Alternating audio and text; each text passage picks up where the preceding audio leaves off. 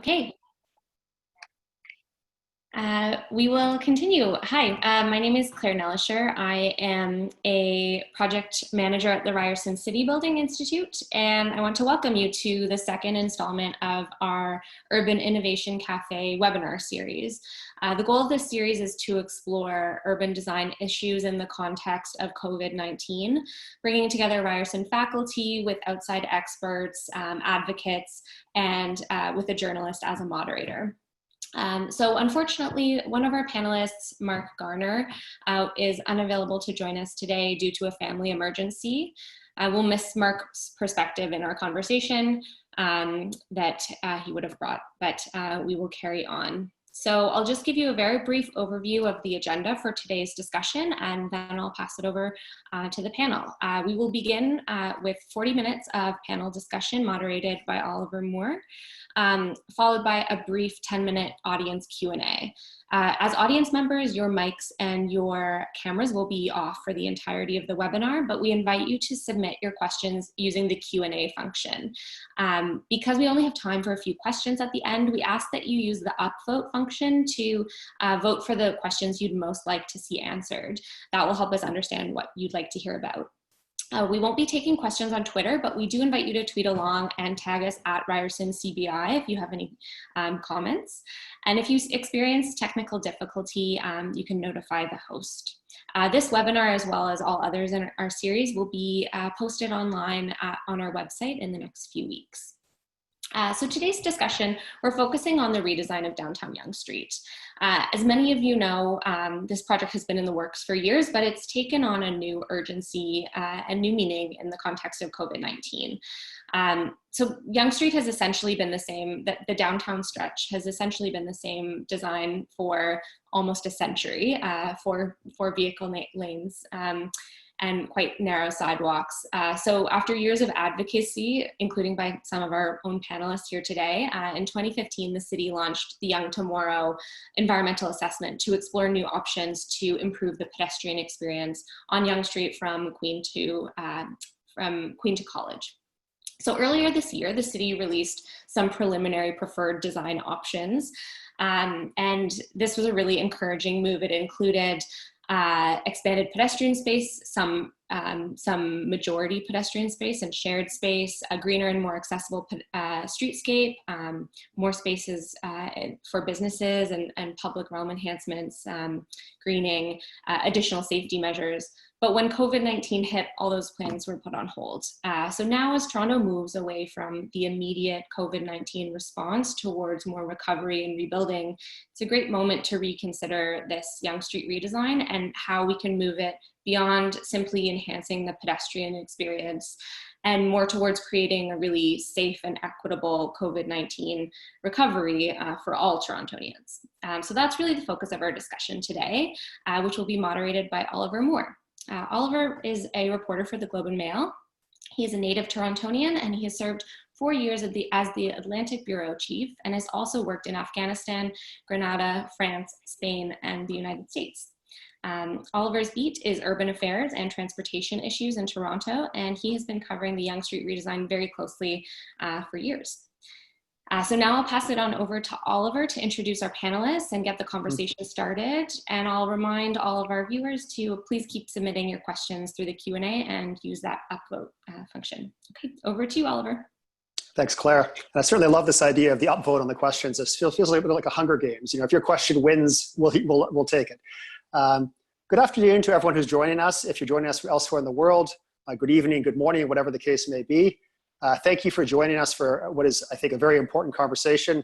It's about Toronto, it's about downtown Toronto, but I think it reflects and resonates everywhere in every city.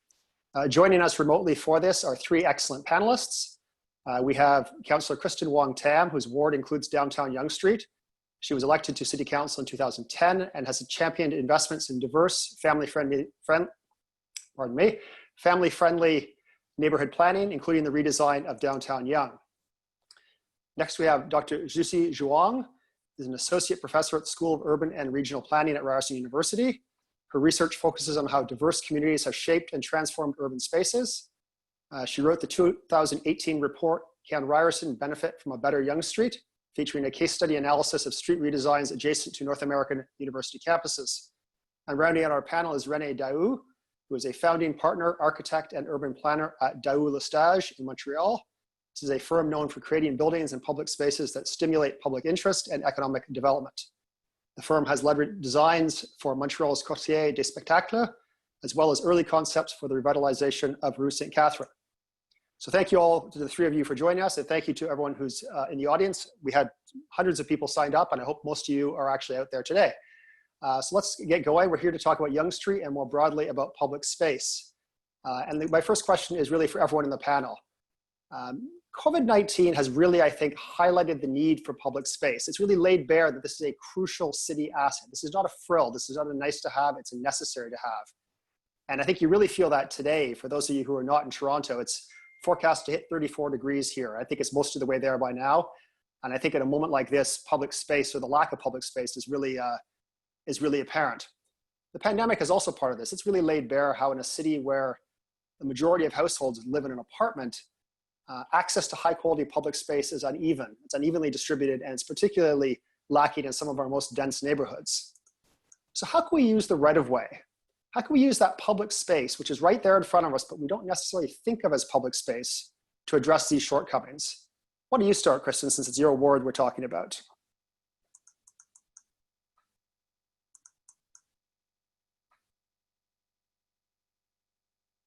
I have to unmute. Sorry.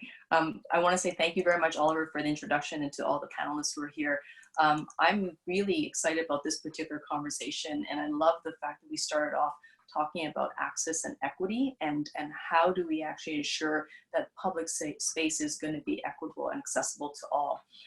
The COVID-19 pandemic has clearly illustrated for us is that the city has been built primarily in unequal ways. We know that for people who are not necessarily able to have safe accommodations, enough spaces to house themselves in, they're going to need that extra relief space, whether it's ravines or parks, or even repurposing sidewalks and curb lanes and roadways. So this particular conversation, in light of the fact that Yonge Street is going to be, we are going to be redesigning the street. It's the conversation that is going to set up the next 100 years on Yonge Street. And knowing what we now know about spatial quality and access, how do we actually keep people healthy and safe? How do we ensure that people can move through the city as quickly and expediently, but also with as much pleasure as possible, is so important at this point in time. And we know that COVID has actually impacted communities differently depending on who you are, where you live, your ethnicity, your race, your class, your income status. And we have to make sure all of that is considered as we design this great street for the next 75 to 100 years. Do you want to add to that, Renée?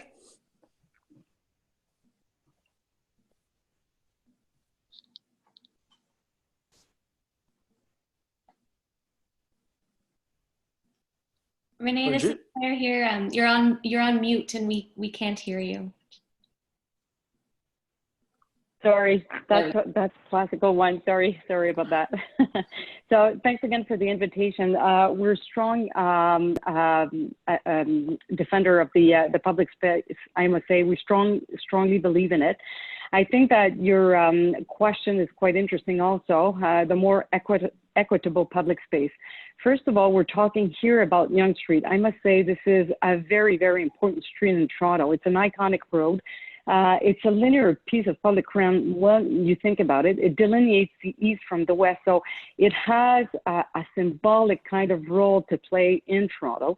It connects districts also with different personalities, which is quite interesting actually, cultural district, academic districts, and so on. But I think that 2020 is really crystallizing new paradigms in terms of urban design. We have climate change that we have to consider, COVID-19, reality, social distancing. We have to rethink and offer high quality, walkable, comfortable, and secure pieces of public ground.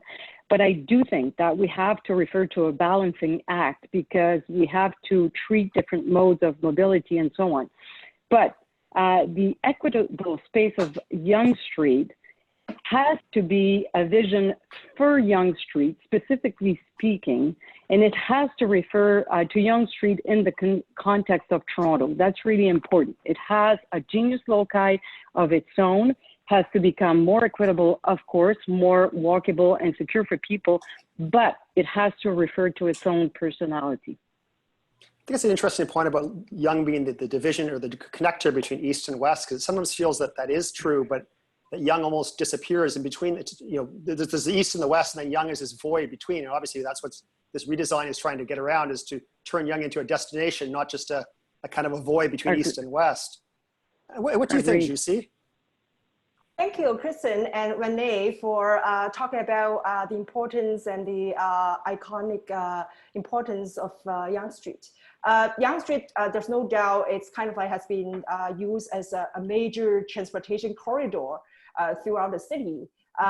However, we tend to ignore the fact that this kind of main streets and public spaces, they are actually having other social aspects. People can use it as a third place, in addition to our first place of home and second place of work.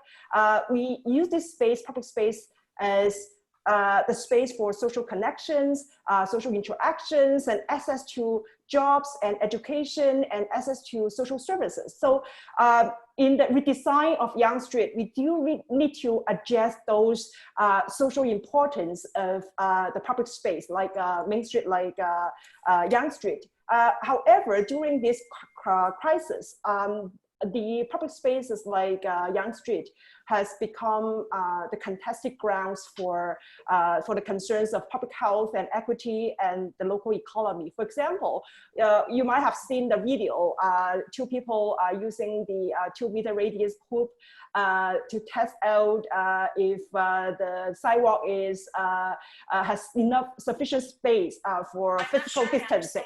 So this is a way we can see, there's another study like the sidewalk width Toronto shows how narrow many sidewalk widths across the city is. And that actually prevents people from accessing to doing essential trips and accessing to jobs or other spaces or social services. So it's important. Also, public space has an important benefit to support mental health and well-being. So this is also a health equity issue because they provide that. It has become the space to provide space for access and for connectivity. So also the other thing is about local businesses. So they are having the hard hit during the crisis. How can we support those small businesses? They are the most vulnerable sector right now. And there are lots of things we need to consider. The marginalized communities, the needs of the marginalized community, and how can we support their needs in the public space, because the public space is supposed to be serving everybody's needs. So I will stop here, and I'm sure this conversation will continue. Well, certainly a lot of what all three of you said we'll be coming back to, and I love the reference to the third place, and it strikes me that now with so many people working from home, we've sort of lost our second place, which makes the third place probably even more important than it used to be. I want to go back to what you said, Renée, about reallocating space, because that's always, or in many cities, well, really every city that I'm aware of, that's contentious. There's a growing global recognition that active transportation is a crucial part of urban travel, and Montreal is in fact a North American leader in this. Now, it's not always been easy. I was hearing from the other day from a Quebec reporter who said that a relative of his, I think an uncle, in Jonquière, had very strong feelings about road reallocation in Montreal. Now, Jonquière is about 470 kilometers away from Montreal. There's a real sense that everyone has a stake in this, even if it's not a place they go to. For cities like Toronto, which haven't gone nearly as far in the road reallocation as Montreal has, how should the pandemic prompt change in how we allocate road space? What do you think, Renée? Well, I do think that, and maybe Claire, could you show the images that we sent? So I do think that, well, this is a bit, this is St. Catherine Street within the theater district, and this is what it looked like before we started working on the theater district. So we're talking about rebalancing the space.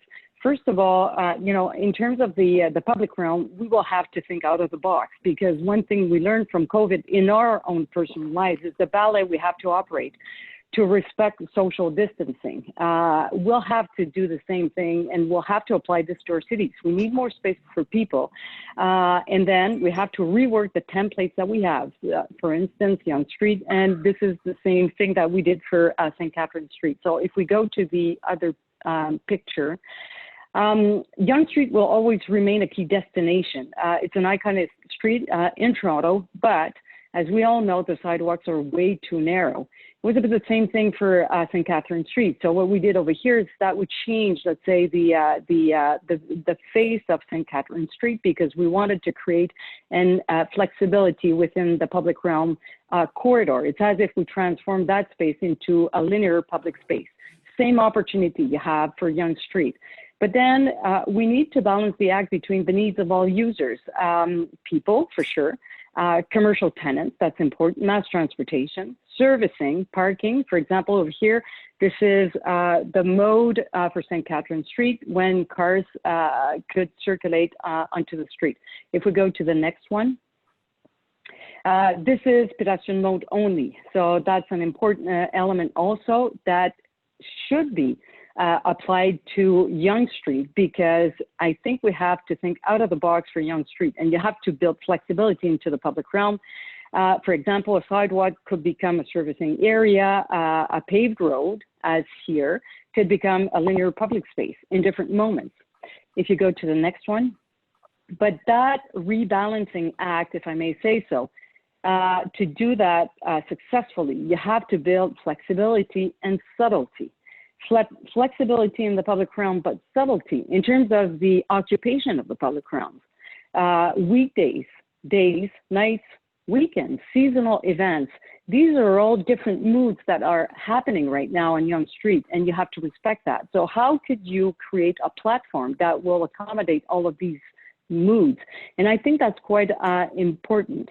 So if you go to the next one, all this to say that a successful public space also, when properly done, will pulse the life of the city, of the district that you're crossing, let's say on Yonge Street. And that's quite important, because Yonge Street is crossing cultural districts, a university district, a theater district, retail spaces, and so on. So the template that will be created for Yonge Street, emphasizing the presence of wider sidewalks and allocating more space for people, will have to permit, let's say, the showcasing of that life of Toronto into that public space, and that's quite important. Just to clarify on two of those photos, is it that certain portions of St. Catherine allow cars and other portions are pedestrian only, or is it that at certain times of day or certain times of the week, it could be allow cars or not allow cars? So over here, what you have is that during, let's say, during summertime, the street in that particular area within the theater district is closed to traffic and circulation. And then it's reopened after that in winter months and so on. But I do think that it's possible to even be more subtle than that. For example, in Calgary, they have Stephen Avenue. So during daytime, it's pedestrianized. And then at nighttime, cars could go there because, people know that, people move in their cars to go to the restaurant. So I do think you have to analyze properly all the different movements and then create that flexible template to host and be inhabited by all of the moods and movement of people that you will be having. And Yonge Street is very lively for that. So many users are associated or go to that street. It's quite important to recognize that. I think it's interesting you mentioned, and a few others have also mentioned, the iconic nature of Yonge Street. I think it's a good word for Yonge. I mean, Yonge is an interesting mix because it's the front yard for thousands of residents, but it's also a historic strip that resonates across the city and even to some extent nationally. Let's talk about that, Kristyn, actually, if we could. When the city considers how to remake Yonge Street, how do those interests get weighed against each other? The people who live there, the residents for whom it's their front yard, and the people who want to go there sometimes, or the people who maybe never go there, but they still feel they have a stake in Yonge Street. Well, right now, under the environmental assessment, which is this provincial regulatory situation that we have to comply with, is the broadest and biggest form of consultation. Like literally, we have to have thousands of hours of studies and then hundreds and hundreds of conversations with stakeholders. And that's all because we want to be able to move out the curb lanes and widen the sidewalks, which means we reduce the roadways. So by way of just having the environmental assessment, we're already having a very big, broad conversation about what to do with Yonge Street and the future of Yonge Street and the planning of Yonge Street. So that's really one specific and organized way for us to sort of put those thoughts together. The other thing that's important for us to note is that recognizing and respecting that history, but also looking into the future of what the street is going to be are two different things, and I don't think they have to be separated. There should be some synergy to that because you can build upon the strength. By 2041, the population around the area is going to double. Right now, within a 10-minute distance, you have about 180,000 residents.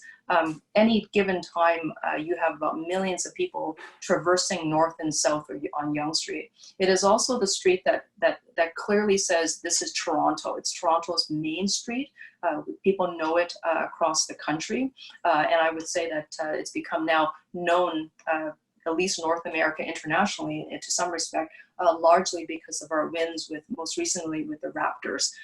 And so it has now become much more prominent in people's understanding again as they try to come back and sort out what this real estate will look like. So planning all of that and designing all those different considerations into the future of Yonge Street has got to be this really creative exercise where we actually prioritize what do we want to say, who should actually have access there, and number one, it should be everybody. But then how do we actually, if I'm going to borrow Renee's good words, balance the needs of that street depending on when you need access, who requires servicing and loading, who requires access for transportation, whether they're walking or perhaps when the subway breaks down, and sometimes it does, whether it's for schedule, for maintenance or things that are unscheduled. And you literally have like hundreds of thousands of people coming in from the underground subway, and then all of a sudden needing to walk through Yonge Street, and that 2-meter sidewalk, sometimes 3 meters in some cases, is woefully inadequate.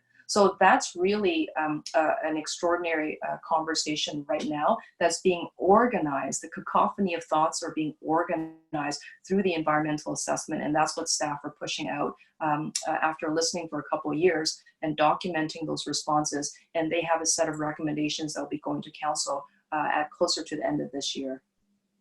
One of the things that I often hear from a couple of councillors is that you own your home or you rent your home, but you don't own the street in front of it.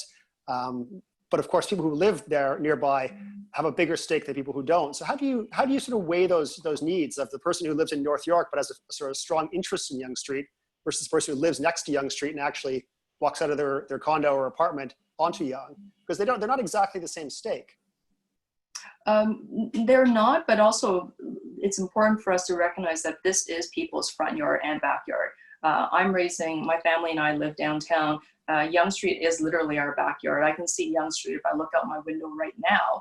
And I also recognize that the street is woefully inadequate based on the 21st century of uses. The last time this Yonge Street went through a massive redig and a build was when we actually laid down the subway. The city has dramatically grown and changed since then. The way we move about in the 21st century has changed. So we need to think about this street not just for the person who's living there, for example, myself. I need to think about this street as a city builder, as someone who's committed to the future of the city for the next 75 to 100 years. So it doesn't belong to just a resident who wants to drive to the financial district if they live in North York. And it doesn't just belong to me as a local resident, but it literally belongs to everybody. And how we actually sort out that prioritization has got to be a conversation around values. And I would say the values that should lead to the decision-making should be informed around equity, around the principles of active transportation, about trying to build a street that's going to be green and sustainable as we move to climate positivity. And so the things that we might have valued at one point might be surface parking lots. It might be how how many highway roads, style roads can we get through a city? We don't value those things anymore. And that's where the shift of thinking has got to go. And that's what I hope yongeTOmorrow, the environmental program that we're studying, is going to take us. And just one quick follow-up on that. You mentioned equity again. How does the redesign, or how could the redesign help spur or help an equitable recovery, or just equity in general? Is it for me again? Question? Sure, why not? Then I'll let you off the seat for a little bit.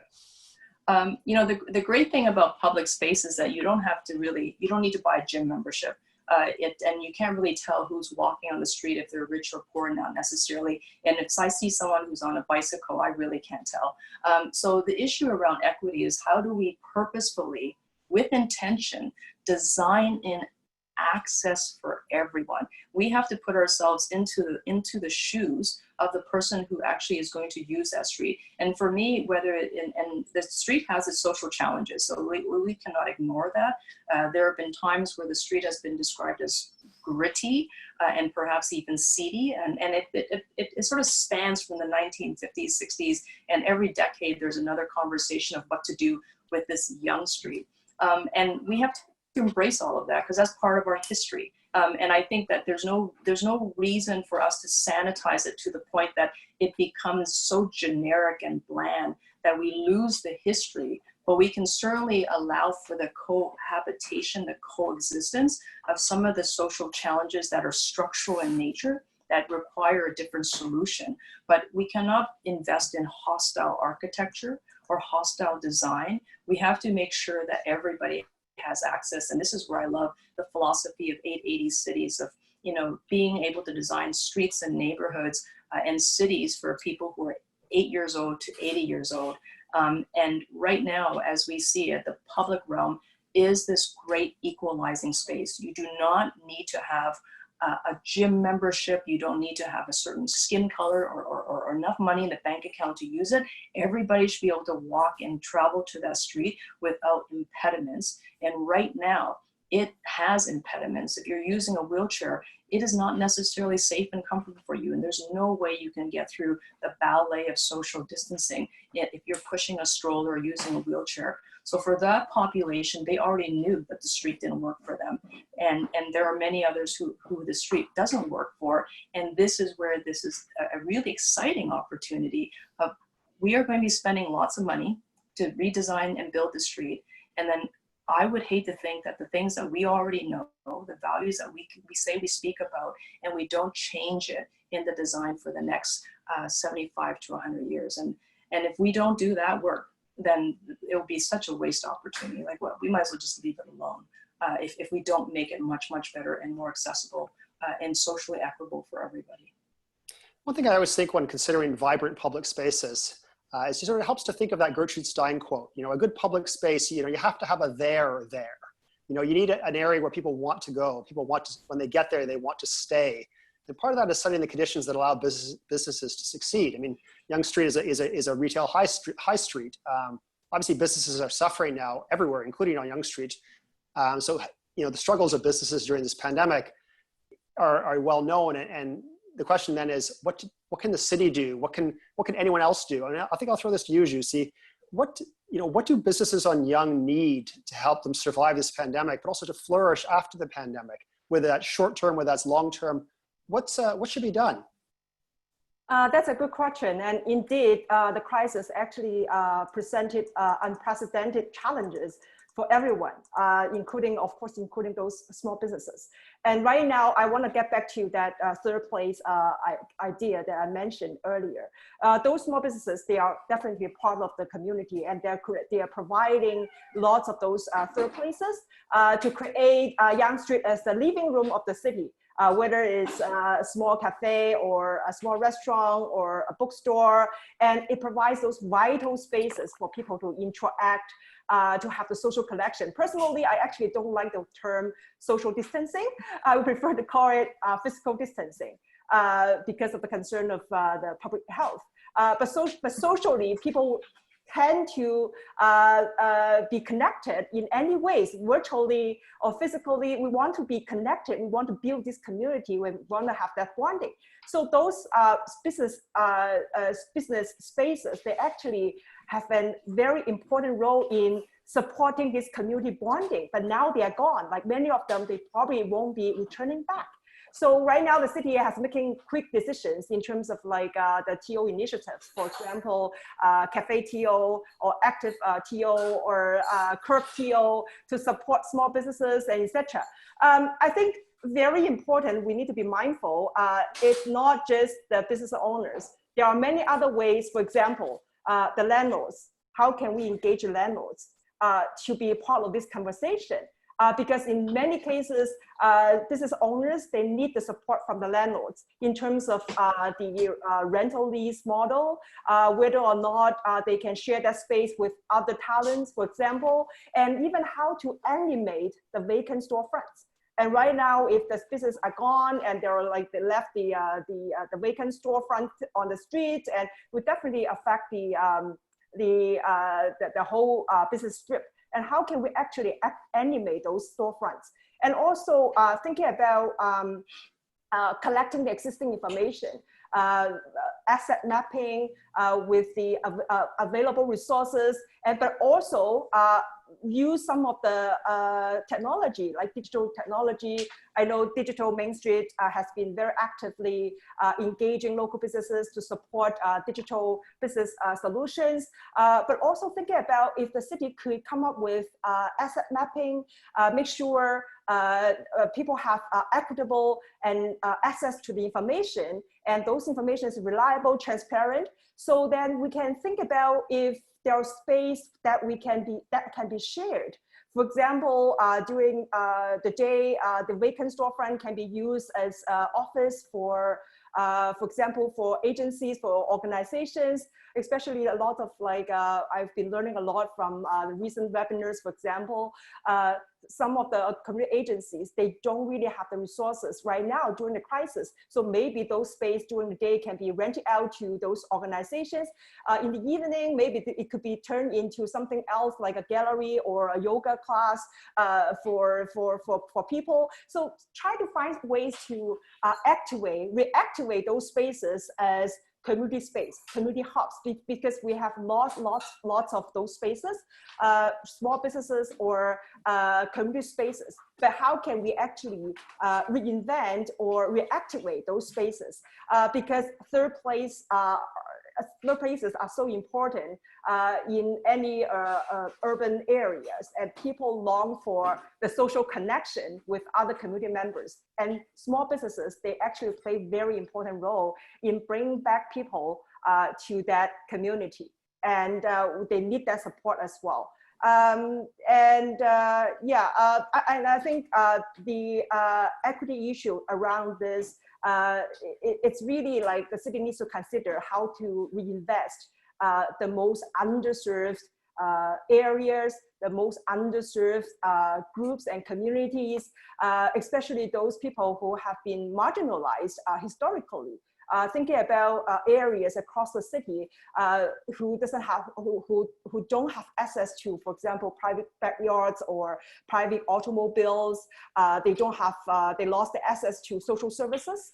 So all in all, it should be integrated. The local small businesses, they need the support from the local communities as well as the broader community. So it's not just a business case alone.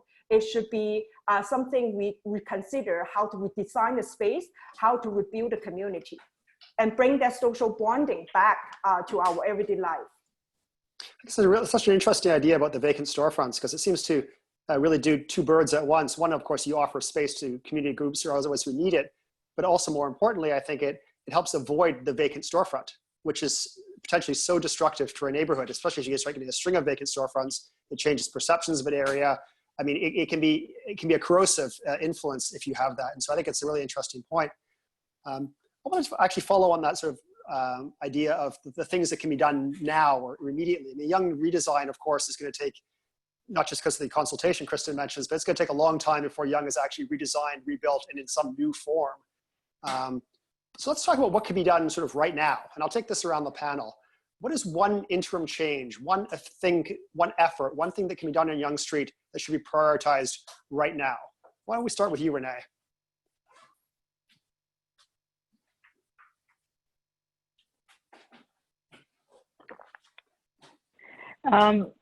Well, one thing I want to go back to your statement, Oliver, was that it's going to take a long time to redo, let's say, Yonge Street. If I had one recommendation, it would be that, well, let's take a look at it the other way. As Kristyn was saying, there has been tons of consultations, very interesting information has come out of that. Interesting recommendations, a lot of stakeholders were consulted and so on. I do think at one point we have to stop consulting and we have to go to actions, actually. And to do that, we have to think out of the box. And we're always being, let's say the reasoning behind that is always that there's no money associated to this project and so on and so on. But I do think we should be thinking out of the box for Yonge Street. First of all, lots of work has been done, lots of consultations. What about creating an innovative implementation strategy? Since all of that homework has been done, why not try to figure out how to fund, let's say, the design and the cost of the segment that everybody's been talking about in an innovative way?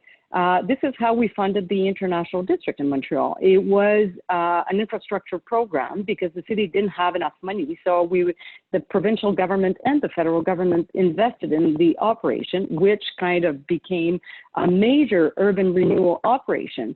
So why not think out of the box like this and do it once and for all? Because I do think Yonge has been kind of, has been studied and analyzed over and over.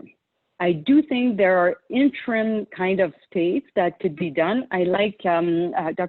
Zhuang, what you were saying, meaning that it's interesting because ephemeral things could be done. For instance, we know that because of COVID, we're going to need more external spaces for outside terraces and so on. Lessons could be learned from Europe. They do have a knowledge associated to that we should try to bring back to North America. We don't do it that much. But I think there are lots of interesting lessons that could be learned there. The utilization of outside spaces for, kind of retail spaces such as restaurants. The notion of kind of inhabiting these vitrines because they're empty, I think is a very interesting idea. There were experimentations that were done at one point where artists were kind of occupying these vitrines to showcase, let's say, different artwork and so on.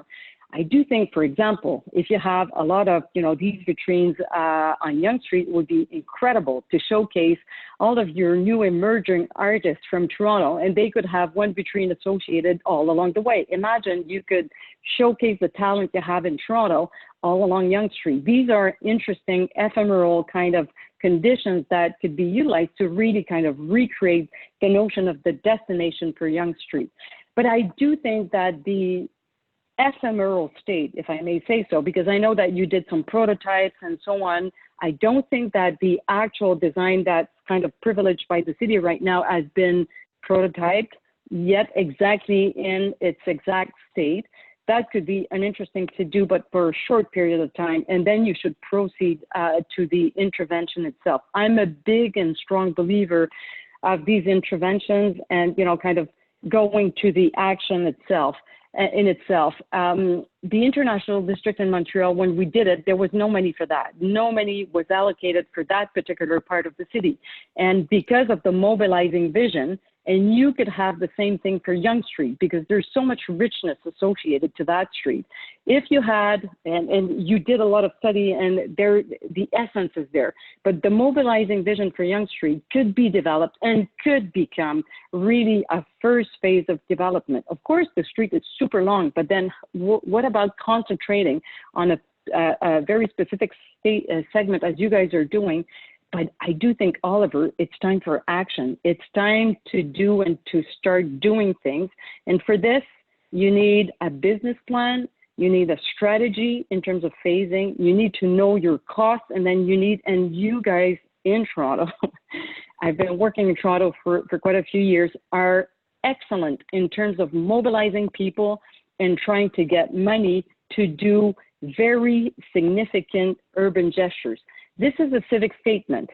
And for Yonge Street, I agree with Kristyn. When you're going to be doing it, you have to invest in quality, because all of these urban renewal projects are civic statements. It's once in a lifetime kind of project because it's supposed to last for 50 years to 75 years. This is sustainable design. You have to invest in quality to make sure that the project that will be created will be, once again, a civic statement that, let's say, celebrates the genius loci of Yonge Street. I mean, everything is there. It's just thinking out of the box for everything. The urban design of the public realm, the implementation strategy, the mobilization, etc. I do think that you're at this stage right now. A lot of great ideas. Thank you. We're running a little bit over, so I'll ask Kristyn and Zhixi to give us one great idea on this, and then we'll go to the audience questions. What do you think, Kristyn? What should be done right now on Yonge?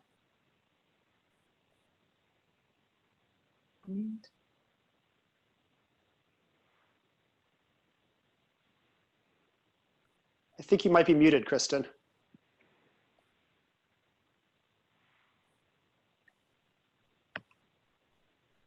I am unmuted. Can you hear me now? Yes, I can. Yeah. Okay. Sorry about that. Yeah, no, there's lots of fantastic ideas that can be deliberately executed for Yonge Street, and I don't think it actually needs to be very complicated. And it could also happen in short order, and it can actually be very high quality in terms of experience. We can go back to 2012, Celebrate Yonge. We've learned a lot of things since then. Back in 2012, we actually took 4 lanes of traffic from Yonge Street and we squeezed it to 2, and then we built a chicaning serpentine route that still allowed traffic to go through. The things that we learned then, we can actually implement today. And that means that we can actually build a park much bigger than what we did then, which was drop in trees, drop in sort of landscaping, natural materials that allow people to sit in the public space without the sort of the hard surface, high contact areas that we know that facilitate community transition of COVID. If it actually sits outdoors and if it sits on boulders and timber that's natural, the virus will disappear in 4 hours. And that means every night we have an environment in the public space that will reset itself to 0 and be entirely safe for contact. That is not complicated. We built 5,000 square feet of yoga space at Yonge and Bloor during open streets. And all we have to do is just be willing to give ourselves permission to do it. The challenge for Yonge Street, and it has always been this, if I was to do it by myself and say, Kristyn, do I give myself permission to do it? And I don't have to seek the advice of the stakeholders, it's relatively straightforward. But one thing that that was stated was that you need to engage the tenants, which are the commercial tenants. You have to engage the residents. You have to engage the property owners, and they're a tough bag, to be quite honest, because sometimes you're dealing with a big monolith like a Cadillac Fairview, which runs the Eaton Center, and they may not want any changes on their street. And that's one side of the street. And then across the other side of the street is the theater district, the theater area, and they may be welcoming of all sorts of high quality sort of red carpet fashion runway experiences, and you have those tensions. So the challenge for Yonge Street has always been everybody has an opinion, and then everybody gets to have a say, and then who gets to make the final decision is City Council. And when you have to interrupt the flow of traffic, I need to go before City Council and seek that permission, even if it is to just reduce it from 4 lanes to 2 lanes of traffic, which is not what I would propose, because we've already done that. What I would propose now for Yonge Street as a rapid intervention is to actually take 4 or 5 blocks of Yonge Street, which will probably measure to about 35,000 square feet. I would drop in sort of park space, which is the area is very park deficient, and I would build in pop-up parks, and we would actually study the pattern, and we can do it in 5 days. I've already sorted out the cost. I've sorted out the designer. We can figure out where the materials are. Can we get them? I just cannot get the permissions from the powers that are above me and you at the City of Toronto to do that. Not right now, because they don't want to create a destination on Yonge Street, even though Yonge Street is already the destination. Sorry for that answer, but There are some frustrations I share with you publicly, which I usually experience privately at City Hall. But it can be done if we want to, and it doesn't cost as much as people think. 5 days, a huge park in downtown Toronto. That would be Tuesday, wouldn't it, if you could get that done? We could get it done. I have the team ready to go. We just don't necessarily have the permission to close the street to do it. Fair enough. And how about you, Zhuxi? Last word for you on this issue. What's, Yes. What's one thing you think that could be done to Yonge sort of right away? Kristyn, totally agree with you on the investment and improvement of the pedestrian infrastructure along Yonge Street, whether it's a park or whether it's active transportation, street closure for several blocks. I think the city really needs that new thinking. And the COVID crisis presented lots of challenges to us, but also provide us with new opportunities. This is the opportunity, I think, because it's really, we are now entering into the new normal. The new normal requires new ideas and new thinking and new mindset. We really need to think about, like, across the world. There are so many cities across the world now using the street closure measure to support people's activities in public space. But if I also want to use the local data. Before the COVID, only 13% of the downtown Yonge's 600,000 daytime visitors are drivers, compared to the 40% that walk and the 49% that use public transit. That is the data that is so evident that people rely on public active transportation to come to Yonge. During the COVID, there was this fear about taking public transit, which is understandable. But how can we improve the public space along Main Street? This is actually an equity issue. How can we improve accessibility, connectivity, equity, and inclusion? And so the city really needs to change that mindset. It's not around the pure purpose of transportation, using it as a transportation corridor or basically just a commercial center. It's actually a public space that belongs to everybody. We need to ensure that public access and the connectivity to that space. And it's really, basically, it's fundamentally an equity issue. So the city needs to change that mindset to create a central park for the city, or a pedestrianized Main Street for the city to carry forward in the next century. I can only imagine the debate at City Council for a central park for the city. Great ideas from all of you. Thank you very much for that. I think we're going to throw it to Claire now for some audience questions as well. So I will hand it over to you, Claire. Great. Thank you, everyone. That was a fascinating discussion, and it has inspired lots of questions in the Q&A box. So the one with, I think we'll probably get to 3 questions only because we're pretty tight on time. So I'll ask you to strive for brevity in your responses. But we will begin with the first question from an anonymous attendee. And I will direct this one to Kristyn, actually, because I think you've got the details on this. The question is, active transportation has been mentioned a few times. How can the needs of people moving actively along Yonge Street, for example, cyclists, coexist with pedestrians using the street as a public space? Mm-hmm. My microphone is on, correct? Okay, thank you. So that's a fantastic question, and part of the Yonge Street redesign into the future, I have to admit, it's not for today, but right now into the future is that they're talking about creating a street that's more flexible, where pedestrians as well as cyclists can interact and mix with one another safely. And of course, we have seen examples around the world where this has happened. If I have a quick image that I can show folks, if that's okay. Claire Pfeiffer, can you just help me put that image on the screen?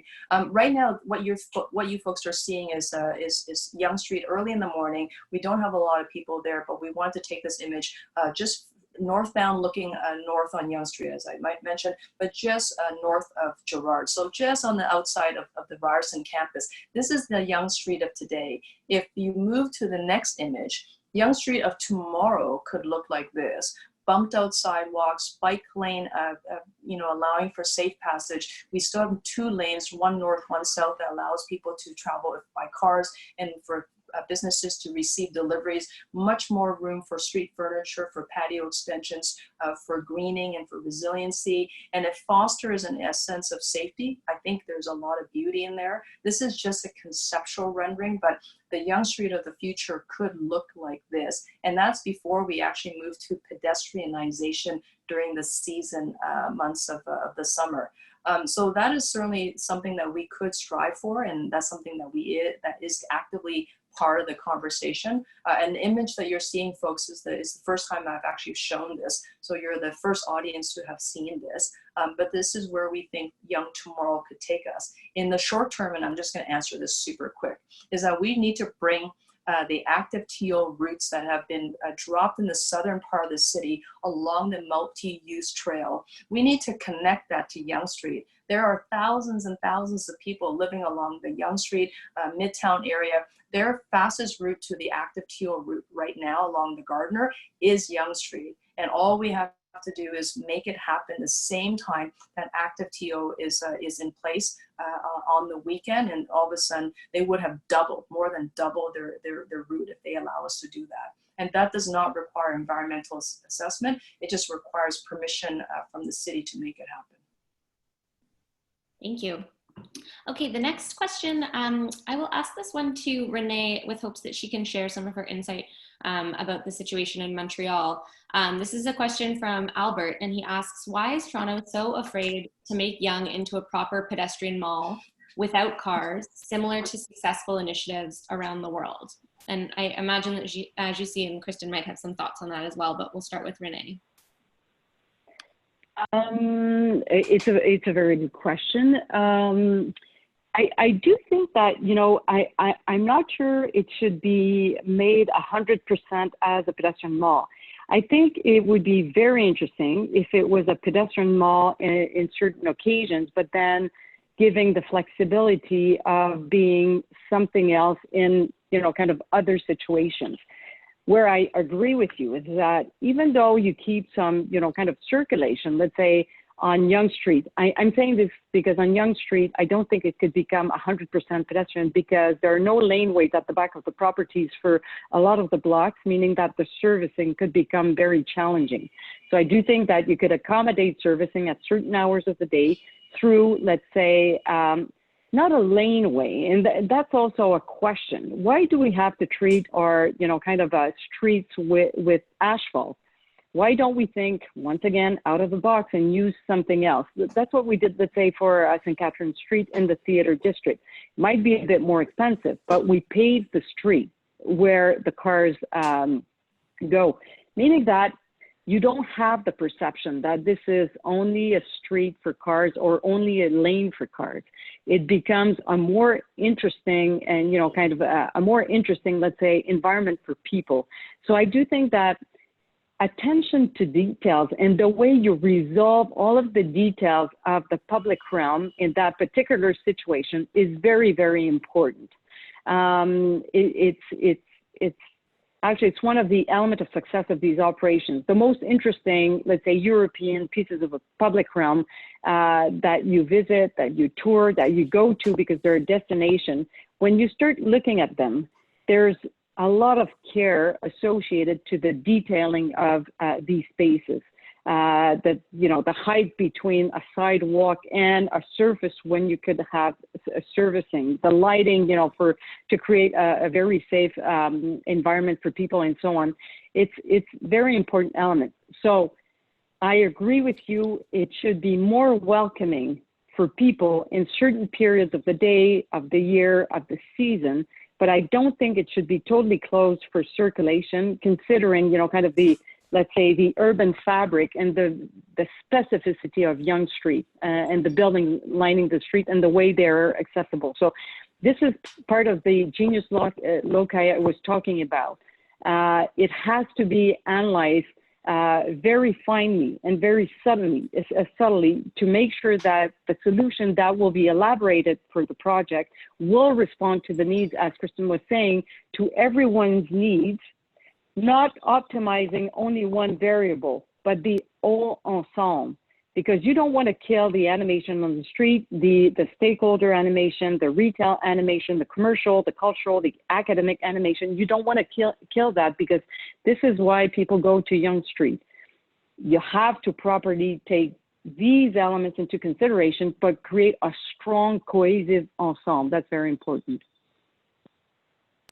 Thank you, Renee. And for our last question, this one is for Zhixi. A question from Annie. Annie asks, do you see the visitor economy playing a significant role or any role in the redesign of Yonge or downtown Yonge? If so, how? And if not, why? Can you repeat the question again? So it's a question about the visitor economy. So do you see that playing a significant role or any role in the redesign of the street? In the short run, because of the travel ban and because of the ongoing crisis, we may not see significant impact on that. But again, I think it's really like if we talk about recreating this Main Street as a community hub, as the third place, and it should be inclusive to everybody. In visitors, whether or not from Scarborough, from North York, or outside of the city, outside of the country. We want to create this kind of like landmark to provide that third spaces and to provide that social functions and for people to reconnect. But the thing is, right now, I think what the opportunity is in front of us. Use some pilot project and do some pop-ups and to test out those ideas and to demonstrate if we could, our city could be better. If Yonge Street could be better for the next century, because we've seen the same old thing for the last 100 years. Can we do something else? This is the right timing for us to test out. Use some pilot project, maybe close down a few blocks, bring more tree canopies to the space, more parquets, support active transportation, pop-up bike lanes, even some of the spaces can be shared with agencies to provide needed services for people, especially for people who are in need of those services. So I think it's really a great opportunity for us to rethink and redesign that space. And the visitors, if we can demonstrate this is a new model, this is a new prototype of Main Streets, people will come eventually after all the travel ban is lifted. We'll draw people to come because Toronto has a very interesting Main Street. Why not? And that's the opportunity for the city and for all the community members to think about. But again, I think equity is the core consideration. Right now, we need to consider who can access to the space, who can use the space, who can access to jobs and services and infrastructure, how can we support them? So it's, again, back to the basic, it's equity. And that's why we need to redesign that space to make it connected and accessible and equitable and also inclusive. Thank you, Zhixi. And thank you so much to all of our panelists. We're out of time, unfortunately. I wish I could ask more of these excellent audience questions. But I want to thank you all so much. Oliver, thank you for moderating, and Zhixi and Kristyn and Renee, thank you so much for joining us today. This conversation has been amazing, and I'm sure it has inspired lots more thinking and hopefully action around the future of Yonge Street. To our viewers, we will be posting this webinar on our website and on YouTube, along with all of our other webinars, so you can check out the whole series. And once again, just thank you for joining us, and we hope you'll join future CBI webinars and events. Bye-bye.